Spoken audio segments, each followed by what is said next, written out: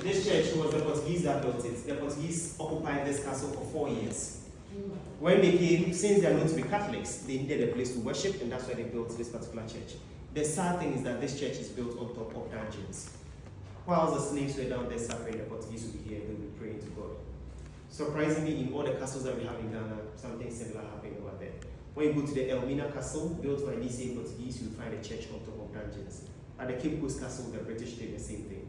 Church of England is built on top of a dungeon there too. Later on, this same space became an officiating room for the Danish officials. Whenever the Danes wanted to marry slaves or they wanted to marry locals, this were officiating the weddings. The white people. Yeah. They came to marry slaves. Yeah, they were marrying slaves. They were marrying slaves, they were marrying locals as well. Oh, wow. Yeah. Whenever they gave birth, the same space was used for naming ceremony, and then as their kids started to grow, it became a school to educate the older kids. Like I said, this is the hooligan here. So these chairs were there already.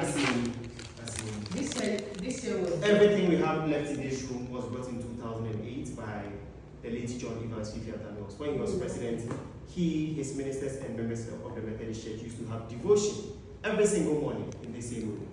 So these were the same benches that the ministers were using, the same chairs that the president and first lady used, and then the same drum sets that they used for devotion until 2012, when sadly the president died while he was still in office. Yeah.